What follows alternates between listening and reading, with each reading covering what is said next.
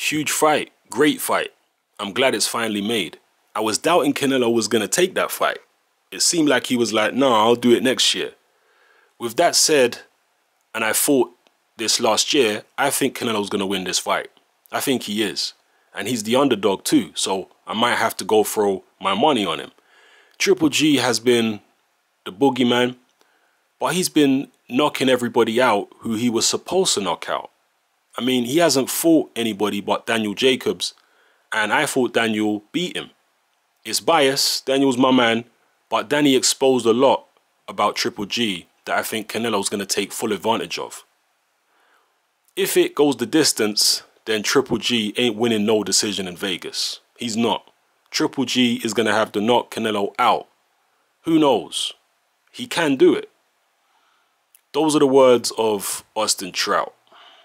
A man who's been in the ring with Canelo. A man who, in my view, was unlucky not to win a decision over Canelo.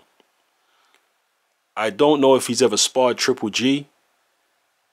So, you know, you have to throw that out there because he believes Canelo's going to win based on watching Canelo, obviously, like the rest of us, but also having been in the ring with him.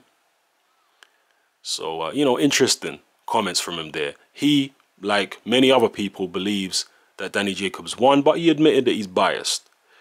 There are some other people out there, though, like Amir Khan, for example, David Haye. They both also thought that Danny Jacobs won the fight. David Haye says he thought Daniel Jacobs won the Triple G fight by several rounds, which is, to be honest, what I thought at the time when I watched it.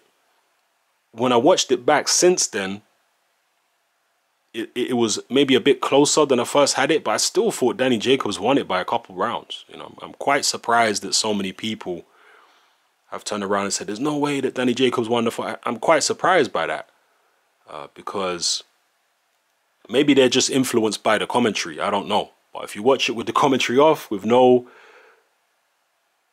bias in your mind, if you're being completely objective, which is difficult for a lot of boxing fans because they have their favorites, but if you try and be objective, I don't know, man. I thought Danny Jacobs won the fight. That's the way I scored it, and again, many other people did. So, yeah, just an interesting take from Austin Trout. Despite the fact that Canelo, he believes, was kind of afraid to take this fight, he still believes he's going to win the fight. So, let me know how you feel in the comment section below. It's happening, I'm out.